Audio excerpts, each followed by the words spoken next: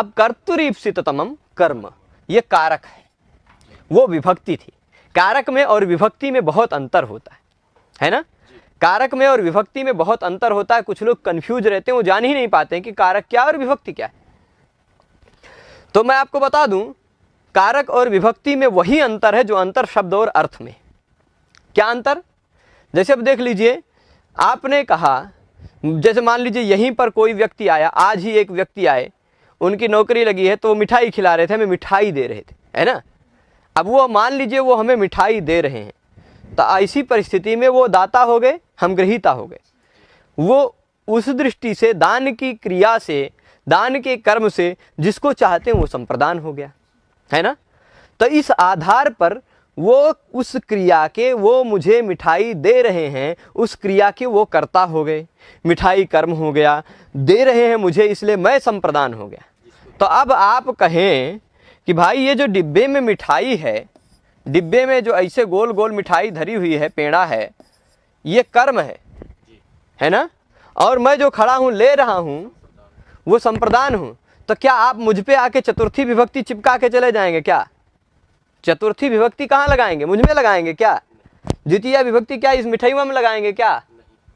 वो प्रथमा, वो करता है, दे रहे हैं, तो प्रथमा विभक्ति क्या उसमें लगाएंगे? उनके पिछवा आप लिख देंगे कि चलो उनके पीठ में, यही ऐसे जैसे खिलाड़ियों के पीठ में चिपका रहता है वैसे चिपका देंगे का उनके नाम का, ठीक है।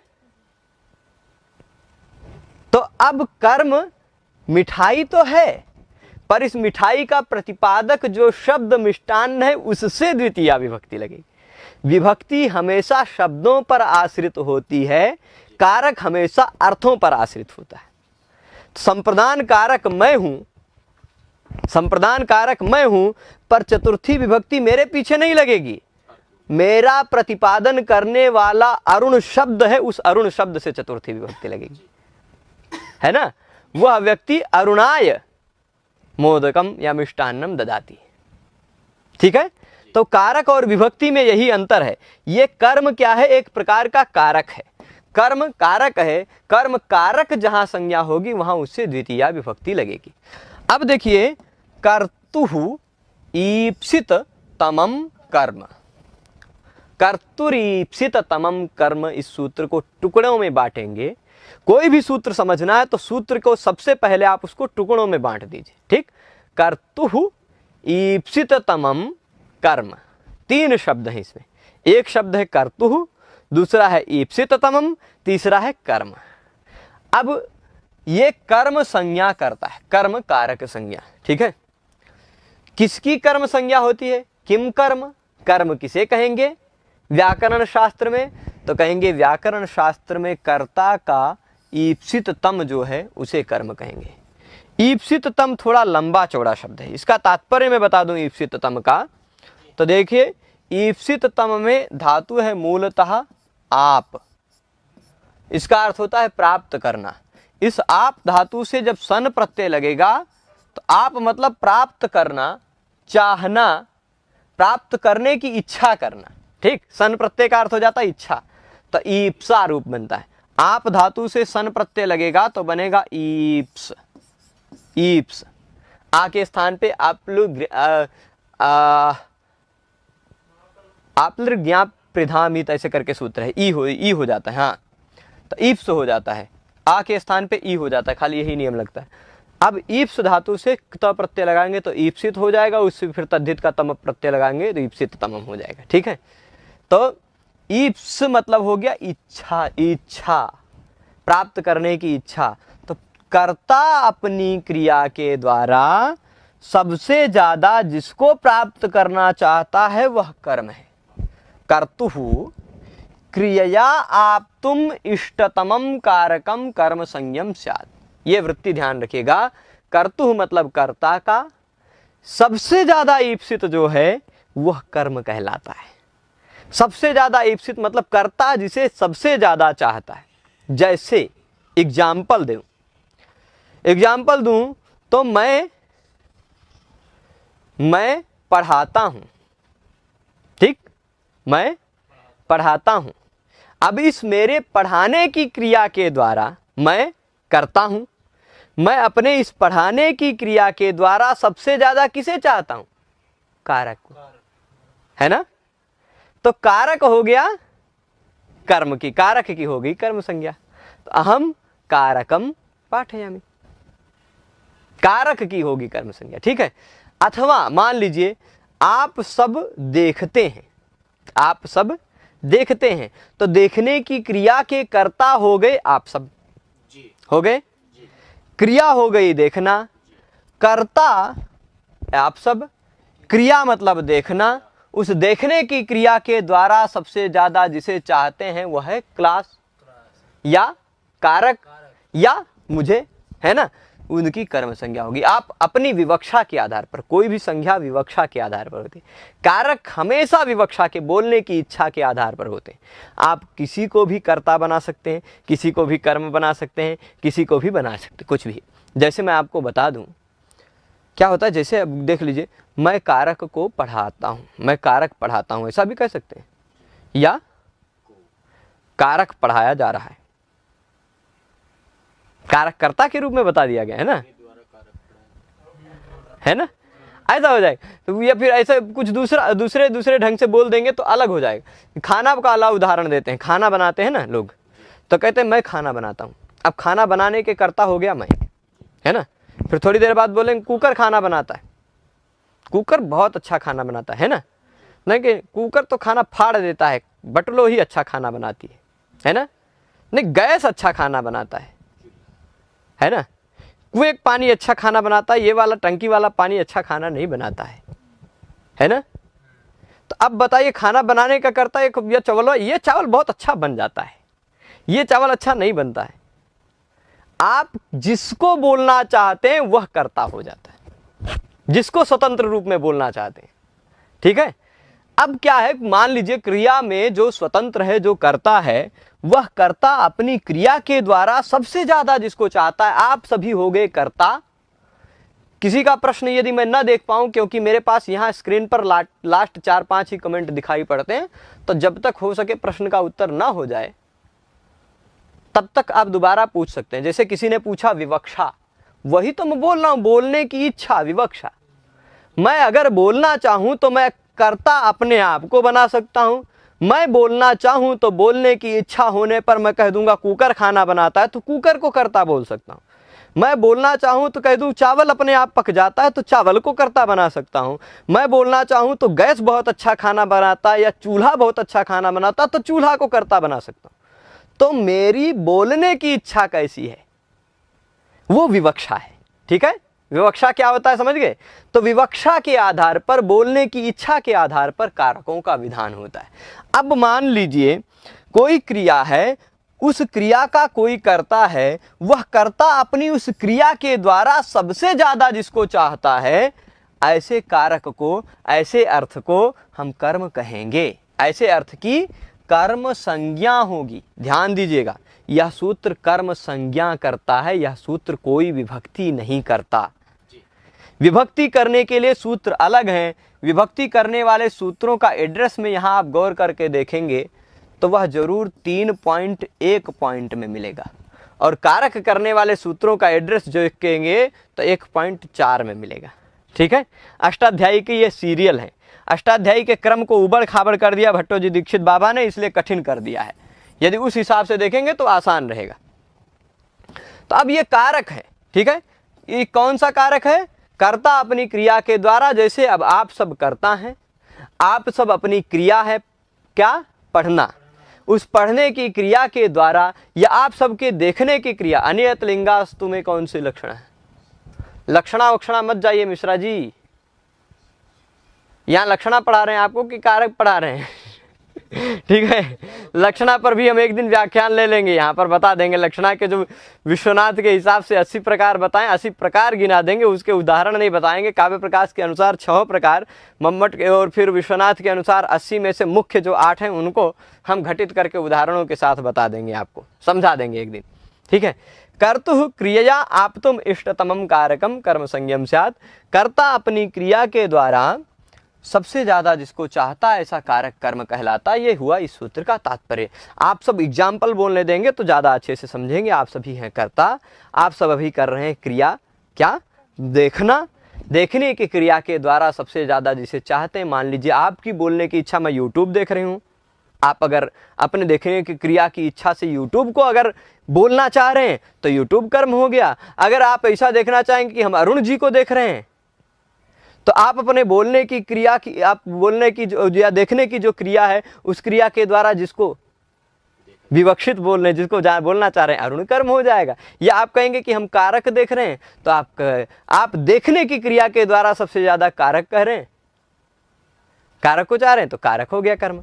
तो कर्ता अपनी क्रिया के द्वारा सबसे ज्यादा जिसको चाहता है वह कर्म होता है। ठीक है, चलेगा, इतना चलेगा।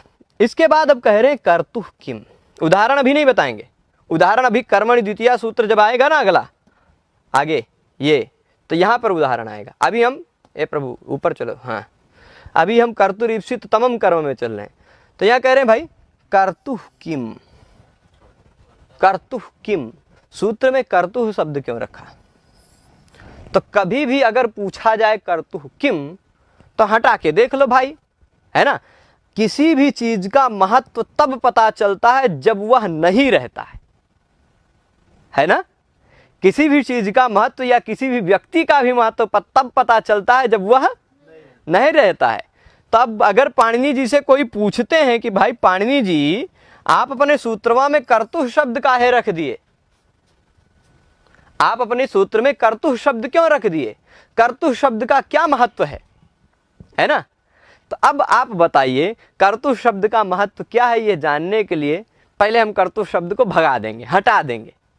कर्तुः शब्द नहीं रहेगा तो क्या अर्थ हो जाएगा और तो क्या दिक्कत आने लग जाएगी, है ना। तो चलिए, क्योंकि जो नहीं रहता उसी का महत्व पता चलता है। अभी हम यहाँ हैं, मान लीजिए रोज पढ़ा रहे हैं, कुछ दिन बाद जैसे ही हमारे स्कूल खुल जाएगी हम चले जाएंगे यहाँ से, रोज लाइव नहीं दिखाई पड़ेंगे आपको। तो हो सकता है कुछ लोग कमेंट करके पूछेंगे कि कहाँ गए, तब महत्व पता चलेगा, है ना। तो जो नहीं रहता उसी का महत्व पता चलता है। उसी दृष्टिकोण से हम चलिए कर्तुः को मान लीजिए मिटा दें तो सूत्र क्या हो जाएगा, ईप्सित तमम कर्म। सूत्र इतना ही हो जाएगा ना, ईप्सित तमम कर्म। जो ईप्सित तम है वो कर्म है। अब ईप्सित तम कर्ता का है कि कर्म का है कि संप्रदान का, ये नहीं कह रहे हैं ईप्सित तम किसका हो। पर अगर कर्तुः शब्द रखते हैं तो तात्पर्य क्या होगा, ईप्सित तम कर्ता का ही होना चाहिए, है ना। तो उदाहरण यहाँ क्या दे रहे हैं, माशेषु अश्वम बध्नाति। तात्पर्य इस अर्थ का, इस उदाहरण का है, इस उदाहरण का तात्पर्य है कि उड़द की खेत है, उड़द की फसल है। मान लीजिए उड़द की फसल बहुत तूफान बारिश आई, नष्ट हो गई, है ना। तो अब उस उड़द की फसल में घोड़े को बांध रहा है, अश्व को बांध रहा है कि चलो चर के खत्म कर जाए। कौन बांध रहा है, कोई एक अश्वपालक है, ठीक है, अश्वपालक है, घोड़े का पालक है, वह घोड़े को उड़द के फसल में बांध रहा है, ठीक है। अब बताइए बधनाति क्रिया है, बांधने की क्रिया है। बांधने की क्रिया का कर्ता वह घुड़सवार या घोड़े का पालक हो सकता है ना। वह बांधने की क्रिया के द्वारा सबसे ज्यादा किसको चाहता है, किसको बांधना चाहता है। तो इसकी हो गई कर्म संज्ञा, द्वितीया विभक्ति लग गई ना। पर अब बताइए अगर कर्तुः शब्द न रखते सूत्र में, कर्तुरीप्सित तमम कर्म में, तो ईप्सित तो यहो है घोड़ो, उड़द भी ईप्सित है ना। उड़द पर उस कर्ता को ईप्सित नहीं है, जो बांध रहा है उसको उड़द ईप्सित नहीं है, उड़द ईप्सित घोड़े को है ना। उड़द किसको ईप्सित है, घोड़ा उड़द को चाह रहा है, कर्ता घोड़े को बांधना चाह रहा है। कर्ता अपनी बंधन क्रिया के द्वारा सबसे ज्यादा घोड़े को चाहता है, इसलिए कर्ता का अगर ईप्सिततम कर्म कहेंगे तो केवल घोड़ा कर्म हो पाएगा। और अगर केवल ईप्सिततम कर्म कहेंगे तो घोड़े का ईप्सित उड़द भी है, उड़द की भी कर्म संज्ञा हो जाती, तो माशम अश्वम बधनाति, ऐसा होने लगता ना। इसलिए कर्ता का ईप्सिततम जो होगा वही कर्म होगा, यह कहना आवश्यक है। कर्ता का ईप्सिततम जो होगा वही कर्म होगा, यह कहने से अश्व ही कर्म हो पाएगा, क्योंकि कर्ता बंधन क्रिया के द्वारा केवल अश्व को चाहता है, उड़द को नहीं चाहता। अगर कर्ता उड़द को चाहता होता तो उसमें अश्व को क्यों बांधता? ठीक है, तो अब ये समझ लीजिए यहां इसीलिए आगे क्या कह रहे हैं, कर्मणः ईप्सिता माशाः। यह जो माश है ना, वो इस कर्म अश्व के ईप्सित हैं, कर्ता के नहीं। कर्ता जो बांधने वाला उसके ईप्सित नहीं है, न तु कर्तु। ठीक है, तो माश किसके ईप्सित हैं? कर्म के ईप्सित हैं। पर सूत्र कर्मणः ईप्सिततमं कर्म तो है नहीं, कर्तुर ईप्सिततमं कर्म है ना। तो कर्ता का ईप्सिततम केवल अश्व रहेगा, उसी की कर्म संज्ञा होगी। ठीक है, कर्म संज्ञा जिसकी होगी उसमें कर्मणि द्वितीया सूत्र से द्वितीया विभक्ति लग जाएगी। ठीक है, आगे देखिए, आप पूछेंगे तमप ग्रहणम किम, इस सूत्र में तमप शब्द क्यों रखा गया? इस तमप को न रखते तो क्या होता, हटा दीजिए। जो भी पूछा जाए कि इसको क्यों रखा, तो उसको हटा के देख लिया कीजिए, है ना। जो कुछ भी पूछा जाए कि इसमें इसको क्यों रखा, तो उसी को हटा के देख लिया करिए। अब तमप ग्रहण क्यों है, यह अगर आपको जानना है तो तमप को हटाइए भाई, हटा दिया तो सूत्र हो गया कर्तुः ईप्सितम कर्म। कर्ता का जो ईप्सित है वही कर्म है। कर्तुः ईप्सित, तमम नहीं रह गया, तम ईप्सितम इतना ही रहेगा, बाद में तमम जो था ये हट गया। ठीक, तो कर्ता का जो ईप्सित है वह कर्म होगा। ईप्सित और ईप्सित तम में अंतर होता है। ईप्सित मतलब चाहता है, ईप्सित तम मतलब सबसे ज्यादा चाहता है। ठीक, तो जैसे पयसा उदरम भूंगते, भोजन क्रिया कर रहा है कौन? मान लीजिए बालक है, छोटा सा बालक है, उस बालक को उसकी माता भात खिलाना चाह रही। क्या खिलाना चाह रही? ओदन। अब वह ओदन खाएगा, उसको ओदन पसंद है, खाएगा। अब वह क्या खा रहा है? ओदन। पर किससे खा रहा है? दूध से। ठीक, अब यहां ऐसा तो है नहीं कि दूध ईप्सित नहीं है, दूध भी ईप्सित है। अगर दूध ईप्सित ना होता तो दूधवा काहे लेता, दूध के बिना ही खा लेता ओदन। दूध भी ईप्सित है, लेकिन भोजन क्रिया के द्वारा वह सबसे ज्यादा ओदन को चाहता है। ठीक, तो इसलिए ओदन की कर्म संज्ञा होगी। ये ईप्सित है केवल, यह ईप्सित तम है, ईप्सित तम की ही कर्म संज्ञा होगी। ठीक है, चलेगा।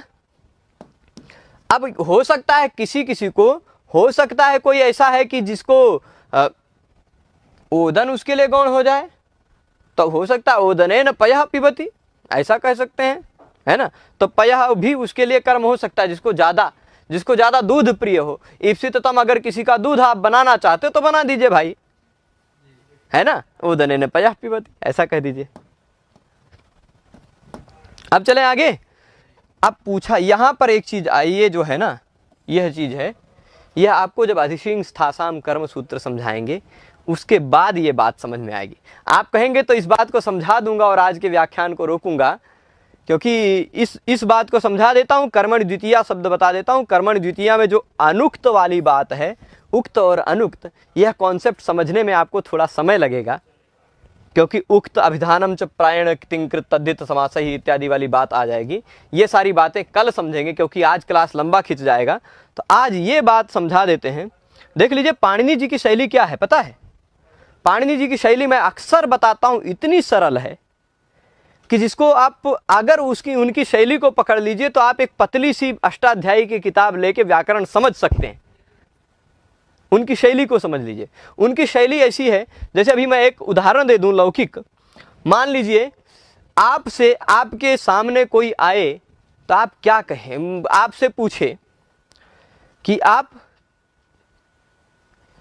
क्या कर रहे हो, ठीक, आप क्या कर रहे हो ये पूछे, तो आप खाली क्या कहेंगे? देख लीजिए, मान लीजिए कोई एक व्यक्ति है जिसने लास्ट कमेंट किया आरती जी, मान लीजिए आरती तुम क्या कर रही हो, ऐसा किसी ने बोला। कितने शब्द बोले? आरती, तुम, क्या, 3 हो गई, कर 5, रही 6, है ना। आरती तुम क्या कर रही हो, 6 शब्द बोला। आरती जी ने उत्तर दिया पढ़ाई। क्या दिया?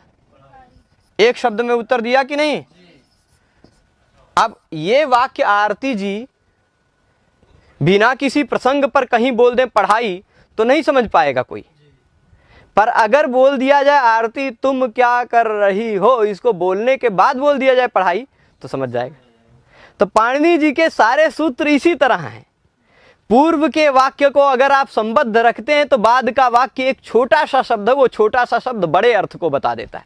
यहां ये पढ़ाई शब्द ही बता देगा कि आरती पढ़ाई कर रही हैं, इतना सारा एक शब्द 5-6 शब्दों का अर्थ बता देगा, है ना। प्रसंगवश ऐसे पाणिनि जी के सूत्र हैं, ये उदाहरण बता रहा हूं, ठीक है। तो अब आप ये समझ लीजिएगा पाणिनि जी की शैली क्या है। ऊपर जो वाक्य कहते हैं उसके नीचे उससे संबद्ध वाक्य, उससे नीचे उससे संबद्ध वाक्य, उससे नीचे उससे संबद्ध वाक्य, ठीक। तो पीछे के सूत्र में जो शब्द कह दिया वो शब्द दोबारा नहीं कहते। जैसे आरती तुम क्या कर रही हो ये कह दिए तो आप कहे मैं पढ़ाई कर रही हूं, इतना कहने से अच्छा है पढ़ाई खाली कह दो, काम चल जाएगा, है ना। बाकी शब्द तो अपने आप ऊपर से वो अपने आप समझ जाएंगे, ठीक है। तो केवल कम से कम शब्दों में कहने पर अगर पूरा अर्थ पता चल जाता तो ज्यादा कुछ कहने की क्या आवश्यकता है। तो पाणिनि जी ने वैसे ही कहा है।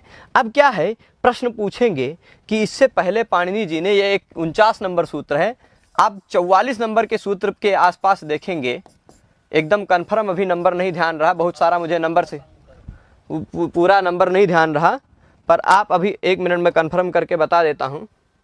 46, हाँ ठीक, ये देख लीजिए यहाँ लिखा है 46 नंबर सूत्र है अधिसिंग स्थासाम कर्म। आप देखिए 1-4-46 नंबर सूत्र में भी कर्म कहा है कि नहीं पाणिनि जी ने। 1-4-46 में भी पाणिनि जी अगर अधिसिंग स्थासाम कर्म इस सूत्र में कर्म कह रहे हैं तो कर्तुर ईप्सित तमम कर्म में 3 सूत्र बाद 49 नंबर में फिर से कर्म कहने की क्या जरूरत पड़ गई, है ना। वही बात कह रहे हैं, कर्म इति अनुवृत्तौ, कर्म की अनुवृत्ति हो जाती है अधिसिंग स्थासाम कर्म सूत्र में से, तो फिर पुनः कर्म ग्रहण काहे कर दिए, है ना। ऊपर अधिसिंग स्थासाम कर्म में अगर पाणिनि जी कर्म कहे हैं 46 नंबर सूत्र में, उसके बाद केवल उपान वध्यांग वसा है, फिर अभिनिविशश्च है, उपान वध्यांग वसा 47, अभिनिविशश्च 48, फिर कर्तुर ईप्सित तमम कर्म 49।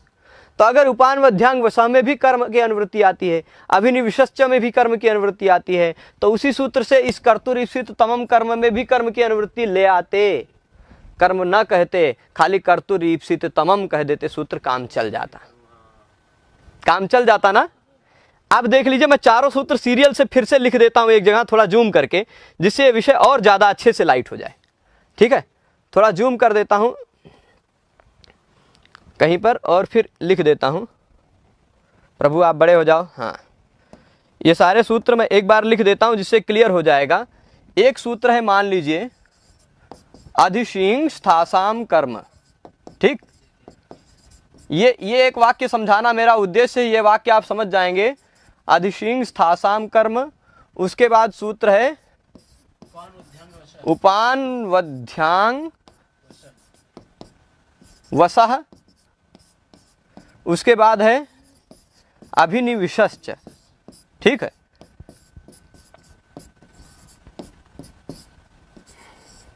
ये आप सीरियल्स देखेंगे तो पूरा बात के समझ में आएंगे। मैं आरती तुम क्या कर रहे हो वाक्य इसीलिए बोला हूं कि पढ़ाई कह देने से पूरा पिछले वाक्य का बात चला आता है। फिर उसके बाद सूत्र है कर्तुर ईप्सित तमम कर्म, 1 मिनट,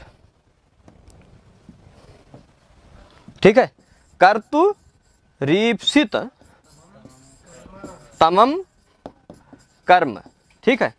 अब प्रश्न यह उठ रहा है, प्रश्न यही है, प्रश्न यहां से अब समझ पाएंगे कि भाई पाणिनि जी ने इस सूत्र में कर्म कह दिया है। किस सूत्र में? इस सूत्र में कर्म शब्द कह दिया है, कहा है ना। उपान वध्यांग वसा में कर्म की अनुवृत्ति अपने आप आ जाती है ना। यह क्या कहता है, अधि उपसर्ग से युक्त सिंह धातु हो, स्था धातु हो, आस धातु हो, तो उनके आधार की कर्म संज्ञा होती है ना। जैसे विष्णु भगवान के अधिशयन का आधार वैकुंठ है, उसकी अधिकरण संज्ञा ना होकर कर्म संज्ञा होगी। हरि वैकुंठम अधिशेते, हरि वैकुंठम अध्यास्ते, हरि वैकुंठम अधितिष्ठते तिष्ठति। तो ये हो जाएगा। तो अब यहां क्या कह रहे हैं, आधार की कर्म संज्ञा करता है। ए प्रभु, ये तो पूरा चौपट हो गया। अधिसिंह स्थासाम कर्म, यहाँ था कर्म। ठीक है, अब क्या है कि अधि उपसर्ग से युक्त सिंह धातु, स्था धातु, आस धातु उनका आधार कर्म संज्ञक होता है। उप उपसर्ग से, अनु उपसर्ग से, अधि उपसर्ग से, आंग उपसर्ग से युक्त वस धातु हो उसका भी आधार कर्म होता है। अभि और नि उपसर्ग से युक्त विष धातु हो उसका भी आधार कर्म होता है। अब अगर जहां जहां कर्म आ रहा है वहां वहां सत्वम आधार को भी लेके आ रहा है, जहां जहां भी कर्म आ रहा है वो साथ में आधार को भी लेके आ रहा है। इससे पहले सूत्र था आधारोधिकरणम 45 नंबर। ठीक है, तो आधारोधिकरणम से आधार चला आ रहा है। अधिसिंग स्थासाम आधारः कर्म, अभिनिविशश्च आधार, उपानवध्यांग वसः आधारः कर्म, अभिनिविशश्च आधारः कर्म। ये सब जगह आधार कर्म है, ये सब जगह आधार कर्म है। तो यहां भी कर्म ले आते है ना। तो कह रहे हैं कि भाई अगर यहाँ भी ऊपर एक सूत्रवश कर्म ले आते, इस सूत्र में कर्म ना कहते, जैसे यहाँ भी कर्म आ गया, यहाँ भी कर्म आ गया, वैसे यहाँ भी कर्म आ जाता ऊपर के सूत्र से, है ना। अनुवृत्ति होकर बात प्रसंग वही चल रही, कर्म की है तो कुछ दूसरा नया कह नहीं रहे तो मत कहें।